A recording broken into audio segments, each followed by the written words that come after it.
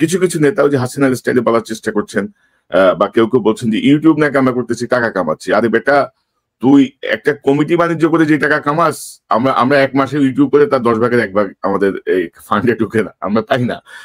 আমি বলি, আমি ইলিয়াস আমাকে ওর দুঃখের কথা বলতেছিল যে ওর কত কত কত টাকা ওর ধার এবং ওর পিছনে কিভাবে ইয়ে গুলা, মানে কনক আমি তো এখানে রিফিউজি হয়ে ঢুকছি। হ্যাঁ, আমার এখানে মাসে আমাকে রিফিউজি ভাতা দিত 380 ইউরো মতো। 380 ইউরো, এবং 380 ইউরোতে তো ইউরোপে তো খাওয়া দাওয়া হয় না। হ্যাঁ, খাওয়া যায় না, খাবারের ইয়ে হয় না। তো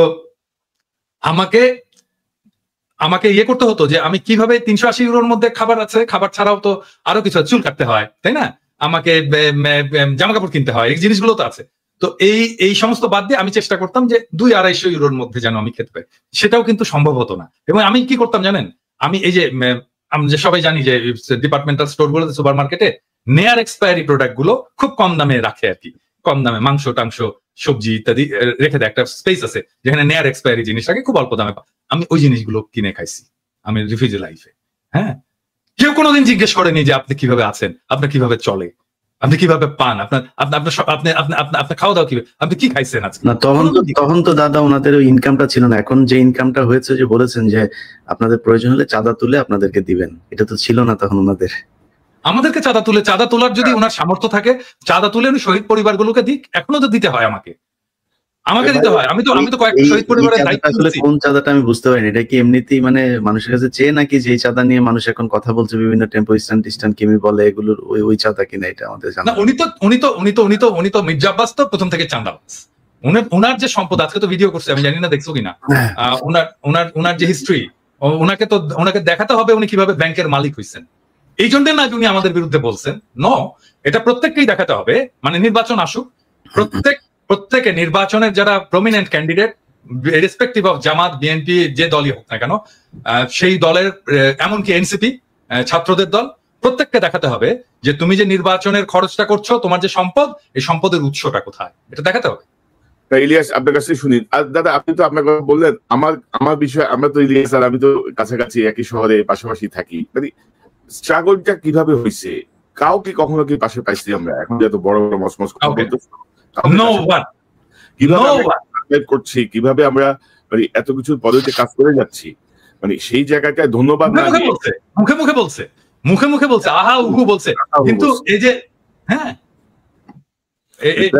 কোনো সাপোর্ট তো নাই। এখন তো তারা মোটামুটি হুমকির মধ্যে রাখছে আর কি, মানে তারা আমাদেরকে খায় ফেলাবে। এবং সেই সময় বুঝছেন, মানে সেই সময় যদি কেউ দাওয়াত দিত না, আমি কিন্তু হ্যাংলার মতো খাইতে যেতাম, কারণ ওই যে একবেলা খাবারের খরচ আমার কমবে। হ্যাঁ, অনেকের ইয়েতে যেতাম, যে যেই খাবারের দাওয়াত দিত আমি যেতাম, যে খাইতাম। আর দাদা, আমি তো মানে ইলিয়াস যে খুব ভালোভাবে জানে, আমি তো আমেরিকা যে আসতেছি, আমি এসে ইলিয়াসের এখানে উঠছি। মানে ইলিয়াস আমার 3 মাস আগে মাত্র আসছে, মাত্র $1000 পকেটে নিয়ে আমি বিদেশে চলে আসছি, কারণ আমার যা জমাজাতি যা ছিল সব তো আমার মামলা মোকদ্দমা সবকিছু পিছনে গেছে। এবং আমার এই 9 বছরে আমেরিকার লাইফে আমার এখন পর্যন্ত যে লোন, মানে এগুলো কিভাবে শোধ করবো, এগুলো মাঝে মাঝে যখন চিন্তা করি আমি খুব অস্থির হয়ে উঠি। আচ্ছা, যাই হোক, এগুলা ব্যক্তিগত বিষয়, এগুলো না বলি। যারা মনে করি যে ধরেন আমরা ধরেন ইন্ডিয়া থেকে যে চাল, গম বা এই জাতীয় খাদ্যশস্য আমরা যে আমদানি করি, এগুলো ইন্ডিয়া থেকে বন্ধ করে আমাদের আমেরিকা কেন্দ্রিক হওয়া উচিত, তাহলে কোয়ালিটিও বাড়বে। মানে আমাদের মানে ইন্ডিয়ান ডিপেন্ডেন্সি থেকে বের হয়ে আসাটা খুব জরুরি আমাদের জন্য। এবং গত এই 54 বছরে ইন্ডিয়ার যে আধিপত্য আমরা বাংলাদেশিদের উপর দেখছি আর কি, সকল ক্ষেত্রে, তো আমার মনে হচ্ছে তার একটা জবাব দেওয়া উচিত। ইতিমধ্যে চিকিৎসা বন্ধ হয়ে কিন্তু অনেক মানে বাসের কাউন্টার এখন কাপড়ের দোকান হয়ে গেছে, অনেক কাপড়ের দোকান বন্ধ হয়ে যাচ্ছে, অনেক খারাপ অবস্থায়। আমার মনে হচ্ছে তাদেরকে একটা শিক্ষা দেওয়া খুব জরুরি, মানে জেন্টাল ওয়েতে আর কি, যে দেখো মানে আমি যখন ভারতীয় পণ্য বয়কট আন্দোলন করছিলাম আর কি, হ্যাঁ, সেই সময় আপনারা সবাই সাপোর্ট করেছেন, মানে ওই সময় ওদের কথাবার্তা দেখলে না গায়ে জ্বলনে উঠতো আর কি। মানে ওদের ইয়েটা কি ছিল, সেটা হচ্ছে যে আমরা তো পয়সা দিয়ে কিনে আনি রে ভাই, সমস্ত পণ্য, ইন্ডিয়ান পণ্য তো আমরা পয়সা দিয়ে কিনে আনি, ওরা তো দয়া করে আমাদেরকে দান করতেছে না। ওদের বিষয়টা হচ্ছে কি, ওদের চাওয়াটা কি, আমাদের শুধু কিনলে চলবে না, আমাদের কিনতে হবে এবং তারপর কৃতজ্ঞ থাকতে হবে, দাদা আমাদেরকে দিয়েছেন, আপনারা না দিলে তো আমরা মরে যেতাম দাদা, এইটুকু শোনে না, সেই জন্য ওদের গায়ে জ্বলুনি। এবং আমার এমন মেজাজ দাদা ওই দিন ওদের দেশের একটা চ্যানেলে আপনার করতেছে, ওই যে ওই পাগলার চ্যানেল, ওই যে মলম বিক্রেতার চ্যানেলে, হ্যাঁ, ওরা উস্কাইতেছে যে কি হয়েছে, যে বাংলাদেশিরা এই যে আসে না, তো সমস্যা কি হয়েছে, আমাদের তো ওদেরকে আমাদের বন্ধ করতে হবে, বাংলাদেশে আসা, ওরা এই দেশে এসে চিকিৎসা নিয়ে যায়, এই সেই। পাশের থেকে আরেকটা আবার দৌড়ে আসছে, বুঝছেন, খাওয়া হাগা সব বন্ধ করে দেবেন নাকি আমাদের? আসতে বলছেন ওদের যে অবস্থা খারাপ।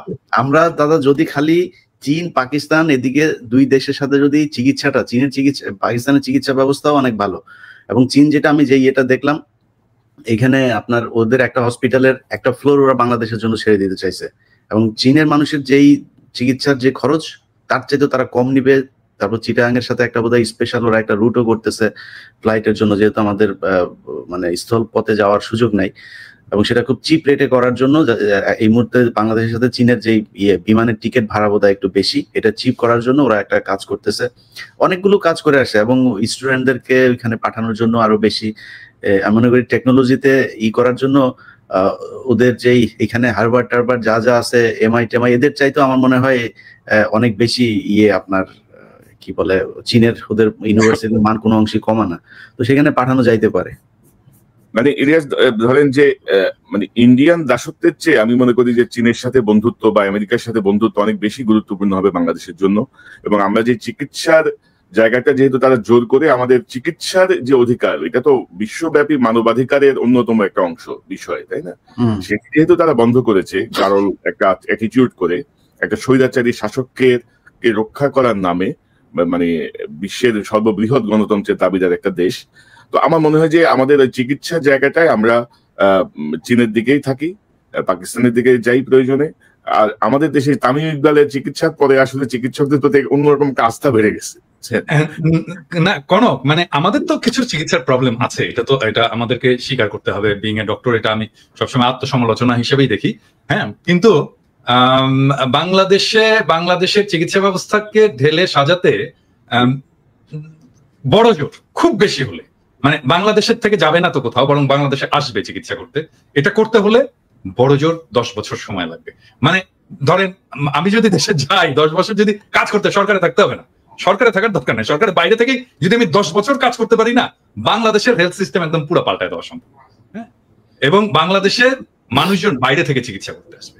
সমস্যাটা কোথায় হয় আসলে, মানে আমি বলি, মানে বিং এ ডক্টর, আমি আসলে এই জায়গাটা ডাক্তারদেরকেও আমি বলবো এটাকে করার জন্য, এটাকে হৃদয়ের সাথে উপলব্ধি করার জন্য, হ্যাঁ। একজন মানুষ যখন চিকিৎসকের কাছে আসে, সে ভয়ানক অসহায় হয়ে আসে, এবং এই সময় সে চায় চিকিৎসক আমার কথা শুনবে। অনেক কথা আছে যেটা বলে, যেটা হয়তো শোনার দরকার নাই, আমার অ্যাজ এ ডক্টর আমার হয়তো শোনার দরকার নাই, প্রাসঙ্গিক না, কিন্তু সে কথা বলতে চায়, শোনাতে চায়, হ্যাঁ। এই কথাটা শুনতে হবে, সময় গেলেও শুনতে হবে, হ্যাঁ। এবং আমি প্র্যাকটিস করি না, কিন্তু আমি যদি প্র্যাকটিস করতাম তাহলে আমি কি করতাম, আমি পেশেন্টের সব কথা বলা শেষ হয়ে গেলেও আমি বলতাম, আর কোনো সমস্যা আছে, আর কিছু বলবেন, আর কিছু, হ্যাঁ। এইরকম করে আমি শুনে নিতাম একদম শেষ পর্যায় পর্যন্ত। এবং পেশেন্টের কথা যদি শোনা যেত সমস্ত, তাহলেই দেখতেন যে আমাদের রোগীরা স্যাটিসফাইড হয়ে যেত। এটা একটা বিষয়। আর 2 নাম্বার হচ্ছে যে আমাদের হেলথের মধ্যে কিছু মাফিয়া ঢুকেছে, হ্যাঁ। মাফিয়া এটা সব ব্যাপারে, যেমন হসপিটাল মাফিয়া হয়েছে, তারপরে ফার্মাসিউটিক্যালস এ মাফিয়া হয়েছে, হেলথ ইকুইপমেন্টস এ মাফিয়া হয়েছে। আমি একটা এক্সাম্পল দিই আপনাদেরকে। ধরেন বাংলাদেশে আপনি একটা পেসমেকার বসাবেন আপনার বুকে, আপনি পেসমেকার বাংলাদেশে তো হয় না, এটা কিনে আনতে হয়, বাইরে থেকে ইম্পোর্ট করতে হয়। তো আপনার বুকে যে পেসমেকারটা বসানো হবে, আপনি ধরে নিতে পারেন যে 90% ক্ষেত্রে ওই পেসমেকারটার যা দাম, আমি এখন জানি না কত দাম, ধরেন এটার দাম ধরেন 3 থেকে 4 লক্ষ টাকা। এই 4 লক্ষ টাকা যদি দাম হয়, তাহলে ডাক্তার সাহেব ওইখান থেকে 70 থেকে 80 হাজার টাকা কমিশন পাবে, হ্যাঁ। আমার সাথে চ্যালেঞ্জ করতে এসেন না ডাক্তার সাহেবেরা এবং ডিভাইস কোম্পানিরা, চ্যালেঞ্জ করতে এসেন না, আমি একেবারে খাইয়া দেবো কিন্তু, হ্যাঁ। তো তাহলে এই যে 70 হাজার টাকা গেল, এই টাকাটা তো পেশেন্টের পকেট থেকে গেল, এবং এটা তো ডাক্তারের দরকার ছিল না, কারণ ডাক্তার তো ডিভাইসের মালিক না, ডিভাইসের মালিক তো ডিভাইস কোম্পানি, ডিভাইসের একটা দাম আছে, তৈরি হয়েছে, এবং এই দামটা আমি পেশেন্টের পকেট থেকে বের করে আমি ডাক্তারকে দিয়ে দিলাম, এবং এই জন্যই বাংলাদেশের চিকিৎসা খরচটা স্কাই রকেট হয়ে গেছে, হ্যাঁ। শুধু তাই না, মানে হসপিটালে যদি আইসিইউ এ, ইন্টেনসিভ কেয়ার ইউনিটে কোনো পেশেন্টকে কোনো ডাক্তার রেফার করে, সেই ডাক্তার ওই বেডের একটা ভাড়ার অংশ পায়। হ্যাঁ, সেই জন্য ইন্টেন্সিভ কেয়ার ইউনিটে যখন পেশেন্ট থাকে বিশাল একটা বিলের বোঝা তার কাঁধে চাপে। সো এই যে হেলথ মাফিয়া যেভাবে ধরেছে বাংলাদেশের হেলথ সেক্টরকে, এইটা থেকে মুক্ত করার জন্য একটা খুব স্ট্রং অ্যাক্টিভিজম দরকার, স্ট্রং পার্সোনালিটি দরকার, যাকে আসলে খাইয়া দিতে পারবে না এই মাফিয়া ইন্ডাস্ট্রি। দেশে আমি ফিরে গেলে আর কি, হ্যাঁ মানে আমার সামনে এসে হয়তো মাস্তানি করতে পারবে না আর কি, আই বিলিভ যে এই মাফিয়া গ্রুপ। এবং এটাকে বন্ধ করতে না পারলে আপনি এই হেলথে রিফর্ম করতে পারবেন।